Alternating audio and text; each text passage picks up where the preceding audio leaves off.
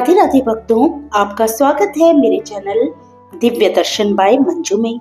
आप सभी भक्तों को उत्पन्ना एकादशी की हार्दिक शुभकामनाएं। चलिए आज आप श्रवण कीजिए उत्पन्ना एकादशी की कथा। मुझे आशा है आप इस कथा को अंत तक सुनेंगे। अगर आप मेरे चैनल पे नए हो तो प्लीज इसी प्रकार की कथाओं को आगे भी सुनने के लिए आप मेरे चैनल को अवश्य ही सब्सक्राइब कीजिएगा। श्री सूत जी कहते हैं कि हे विप्रों, भगवान श्री कृष्ण ने विधि सहित इस एकादशी महात्म्य को अर्जुन से कहा था। प्रभु में जिनकी श्रद्धा है वे ही इस व्रत को प्रेम पूर्वक सुनते हैं तथा इस लोक में अनेक सुखों को भोग कर अंत में वैकुंठ को प्राप्त करते हैं। एक बार अर्जुन ने भगवान श्री कृष्ण से पूछा, हे जनार्दन, एकादशी व्रत की क्या महिमा है? इस व्रत को करने से कौन सा पुण्य मिलता है? इसकी विधि क्या है? सो आप मुझे बताने की कृपा करें। अर्जुन की ये वचन सुन भगवान श्री कृष्ण ने कहा, हे अर्जुन, सर्वप्रथम हेमंत ऋतु के मार्गशीर्ष माह के कृष्ण पक्ष की एकादशी को व्रत करना चाहिए। दशमी की संध्या को दातुन करनी चाहिए और रात्रि में भोजन ग्रहण नहीं करना चाहिए। एकादशी को प्रातः संकल्प नियम के अनुसार कार्य करना चाहिए। मध्याह्न को संकल्प पूर्वक स्नान करना चाहिए। स्नान से पूर्व शरीर पर मिट्टी का लेप लगाना चाहिए। स्नानोपरांत मस्तक पर चंदन का तिलक लगाना चाहिए। स्नानोपरांत धूप दीप नैवेद्य से भगवान की पूजा अर्चना करनी चाहिए। रात्रि में दीपदान करना चाहिए। ये सभी सात्विक कर्म भक्ति पूर्वक करने चाहिए। रात्रि में जागरण करते हुए श्री हरि के नाम का जप करना चाहिए तथा किसी भी प्रकार के भोग विलास या स्त्री प्रसंग से सर्वथा दूर रहना चाहिए। हृदय में पवित्र एवं सात्विक विचारों को भी स्थान देना चाहिए। इस दिन श्रद्धा पूर्वक ब्राह्मणों को दान दक्षिणा देनी चाहिए तथा उनसे अपने पापों की क्षमा याचना करनी चाहिए। धार्मिक जनों को शुक्ल पक्ष तथा कृष्ण पक्ष की दोनों एकादशियों को एक समान समझना चाहिए। इनमें भेदभाव नहीं करना चाहिए। उपरोक्त विधि के अनुसार जो मनुष्य एकादशी का व्रत करते हैं उनको शंखुद्वार तीर्थ एवं दर्शन करने से जो पुण्य प्राप्त होता है वे एकादशी व्रत के पुण्य के 16वें भाग के समान भी नहीं है। हे अर्जुन, व्यातिपात योग में, संक्रांति में तथा सूर्य ग्रहण एवं चंद्र ग्रहण में दान देने से तथा कुरुक्षेत्र में स्नान करने से जो पुण्य प्राप्त होता है वही पुण्य मनुष्य को एकादशी का व्रत करने से प्राप्त होता है। हे कुंती पुत्र, जो फल वेद पाठी ब्राह्मणों को 1 सहस्त्र गौदान करने से प्राप्त होता है उससे 10 गुना अधिक पुण्य एकादशी का व्रत करने से प्राप्त होता है। 10 श्रेष्ठ ब्राह्मणों को भोजन कराने से जो पुण्य प्राप्त होता है वे एकादशी के पुण्य के 10वें भाग के समान होता है। निर्जला व्रत करने का आधा फल एक समय भोजन करने के समान होता है। अतः एकादशी का व्रत करने पर ही यज्ञ दान तप आदि प्राप्त होते हैं, अन्यथा नहीं। अतः एकादशी का व्रत अवश्य ही करना चाहिए।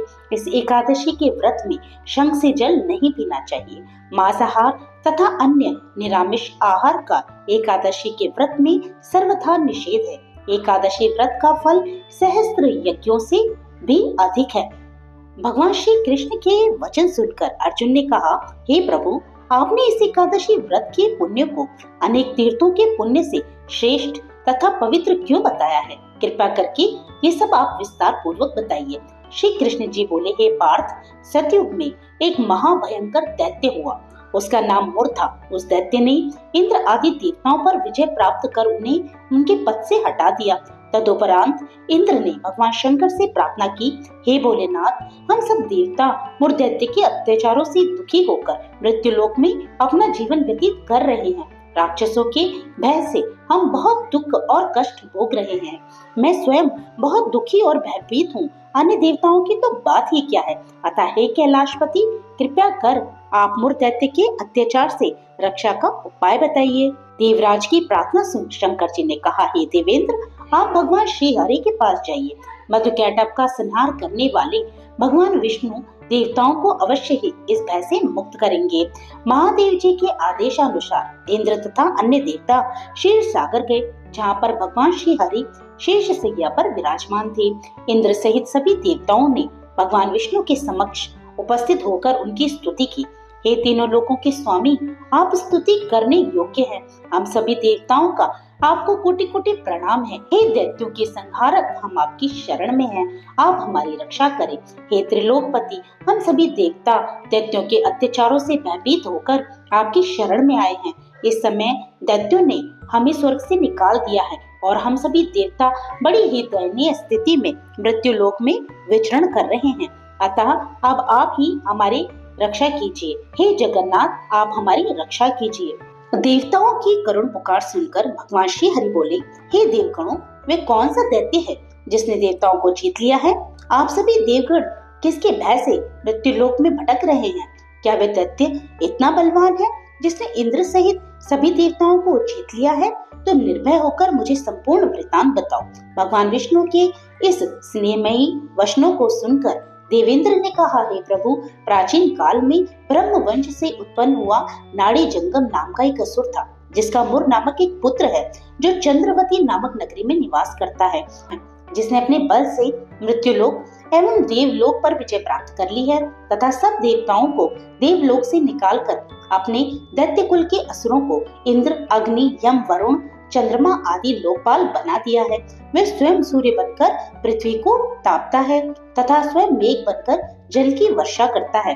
अतः आप इस बलशाली भयानक असुर का संहार करके देवताओं की रक्षा करें।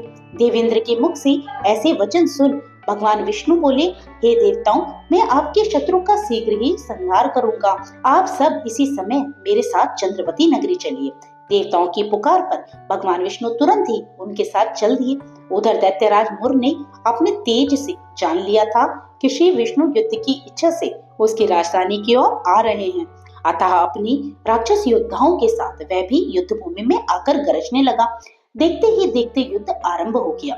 युद्ध आरंभ होने पर अनगिनत असुर अनेक अस्त्रों शस्त्रों को धारण कर देवताओं से युद्ध करने लगे, किंतु देवता तो पहले ही डरे हुए थे। वे अधिक देर तक राक्षसों का सामना न कर सके और भाग खड़े हुए। तब भगवान विष्णु स्वयं युद्ध भूमि में आ गए। दैत्य पूर्व से भी अधिक उत्साह में भरकर भगवान विष्णु से युद्ध करने लगे। वे अपने अस्त्र शस्त्रों से उन पर भयंकर प्रहार करने लगे। दैत्यों के आक्रमणों को श्री विष्णु अपने चक्र एवं गदा के प्रहारों से नष्ट करने लगे। इस युद्ध में अनेक दैत्य सदा के लिए मृत्यु की गोद में समा गए, किंतु दैत्यराज मुर भगवान विष्णु के साथ निश्चल भाव से युद्ध करता रहा। उसका तो जैसे अभी बाल भी बांका नहीं हुआ था। वे बिना डरे युद्ध कर रहा था। भगवान विष्णु मुर को मारने के लिए जिन जिन शस्त्रों का प्रयोग करते, वे सब उसके तेज से नष्ट होकर उस पर पुष्पों के समान गिरने लगते। अनेक अस्त्रों शस्त्रों का प्रयोग करने पर भी भगवान विष्णु उससे जीत न सके। तब वे आपस में मल्ल युद्ध करने लगे। भगवान श्री हरि उस असुर से देवताओं के लिए सहस्त्र वर्ष तक युद्ध करते रहे, किंतु उस असुर से विजयी न हो सके। अंत में भगवान विष्णु शांत होकर विश्राम करने की इच्छा से बद्रिकाश्रम स्थित 38 कोस लंबी एक द्वार वाली हेमवती नाम की एक गुफा में प्रवेश कर गए। हे अर्जुन, उस गुफा में प्रभु ने शयन किया। भगवान विष्णु के पीछे पीछे वे दैत्य भी चला आया था। भगवान श्री हरि को सोता देखकर वे उन्हें मारने को तैयार हो गया। वे सोच रहा था कि मैं आज अपने चिर शत्रु का अंत करके सदा सर्वदा के लिए निष्कंटक हो जाऊंगा, परंतु उसकी ये इच्छा पूर्ण न हो सकी, क्योंकि उसी समय भगवान विष्णु की देह से दिव्य वस्त्र धारण किए एक अत्यंत मोहनी कन्या उत्पन्न हुई और राक्षस को ललकार कर उसने युद्ध करना शुरू किया। उस कन्या को देखकर राक्षस को घोर आश्चर्य हुआ और वह विचार करने लगा कि ऐसी दिव्य कन्या कहां से उत्पन्न हुई। तदुपरांत वह असुर उस कन्या से निरंतर युद्ध करता रहा। उस समय व्यतीत होने पर उस कन्या ने क्रोध में आकर उस दैत्य के अस्त्र शस्त्रों के टुकड़े टुकड़े कर दिए। उसका रथ तोड़ डाला तो उस दैत्य को बड़ा ही क्रोध आया और वह सारी मर्यादाएं भंग करके उस कन्या से मल्ल युद्ध करने लगा। तेजस्वी कन्या ने उस राक्षस को एक प्रहार से मूर्छित कर दिया तथा उसकी मूर्छा टूटने से पूर्व ही उसका शीश काटकर धड़ से अलग कर दिया। शीश कटते ही वह असुर पृथ्वी पर गिरकर मृत्यु को प्राप्त हुआ तथा शेष बचे हुए असुर अपने राजा का ऐसा दुखद अंत देखकर भयभीत होकर पाताल लोक में भाग गए। भगवान विष्णु जब निद्रा से जागे तो उस असुर को मरा देखकर उन्हें घोर आश्चर्य हुआ और वे सोचने लगे, इस महाबली को किसने मारा है। तब वह तेजस्वी कन्या श्री हरि से हाथ जोड़कर बोली, हे जगदीश्वर, ये असुर आपको मारने को उद्यत था, तब मैंने आपके शरीर से उत्पन्न होकर इस असुर का वध किया है। कन्या के वचनों को सुनकर भगवान विष्णु ने कहा, तुमने इस असुर का संहार किया है, अतः हे कन्या, मैं तुमसे अत्यंत प्रसन्न हूँ। इस राक्षस का अंत कर तुमने तीनों लोगों के देवताओं के कष्ट को हरा है, इसलिए तुम अपनी इच्छा अनुसार वरदान मांगो, मैं तुम्हारी प्रत्येक इच्छा को पूर्ण करूंगा। भगवान विष्णु के ऐसे वचनों को सुन कन्या बोली, हे प्रभु, मुझे वरदान प्रदान करें कि जो भी मनुष्य या देव मेरा व्रत करे उसके सभी पाप नष्ट हो जाए तथा अंत में उसे स्वर्गलोक की प्राप्ति हो। मेरे व्रत का आधा फल रात्रि को मिले तथा उसका आधा फल एक समय भोजन करने वाले को मिले। जो श्रद्धालु भक्ति पूर्वक मेरे व्रत को करे वे निश्चय ही वैकुंठ लोक को प्राप्त करे। जो मनुष्य मेरे व्रत में दिन तथा रात्रि को एक समय भोजन करे वे धन धान्य से भरपूर रहे। कृपा करके मुझे ऐसा वरदान दीजिए। भगवान श्री हरि ने कहा, हे कन्या, ऐसा ही होगा। मेरे और तुम्हारे भक्त एक ही होंगे और अंत में संसार में प्रसिद्धि को प्राप्त होकर मेरे लोक को प्राप्त करेंगे। हे कल्याणी, तुम एकादशी को प्रकट हुई हो, इसलिए तुम्हारा नाम भी एकादशी हुआ। क्योंकि तुम मेरे अंश से उत्पन्न हुई हो, इसलिए संसार में तुम उत्पन्ना एकादशी के नाम से विख्यात होगी तथा जो मनुष्य इस दिन व्रत करेंगे उनके समस्त पाप समूल नष्ट हो जाएंगे। तुम्हारे व्रत का फल सब तीर्थों के फल से भी महान होगा, ये मेरा अकाट्य कथन है। इतना कहकर भगवान श्री हरि उस स्थान से अंतर ध्यान हो गए। श्री कृष्ण ने कहा कि हे पांडुपुत्र, एकादशी के व्रत का फल सभी व्रतों और सभी तीर्थों के फल से महान है। एकादशी व्रत करने वाले मनुष्यों के शत्रुओं का जड़ से नाश कर देता हूँ तथा व्रत करने वाले को मोक्ष भी प्रदान करता हूँ। उन मनुष्य के जीवन के जो कष्ट होते हैं उन्हें मैं नष्ट कर देता हूँ। अर्थात मुझे अत्यंत प्रिय एकादशी के व्रत को करने वाला प्राणी सभी ओर से निर्भय तथा सुखी होकर अंत में मोक्ष को प्राप्त होता है। हे कुंती पुत्र, ये मैंने तुम्हें एकादशी की उत्पत्ति के विषय में बताया।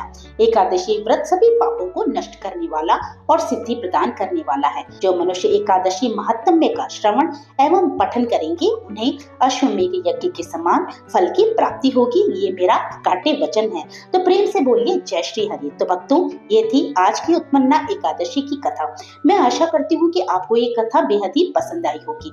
अगर आपको ये कथा अच्छी लगी है तो आप इसे लाइक कीजिएगा और अगर आप मेरे चैनल पे नए हो तो प्लीज मेरे चैनल को सब्सक्राइब करना मत भूलिएगा। तो फिर प्रभु का नाम लेते रहिए, पुण्य के भागी बनते रहिए। जय श्री कृष्ण, राधे राधे।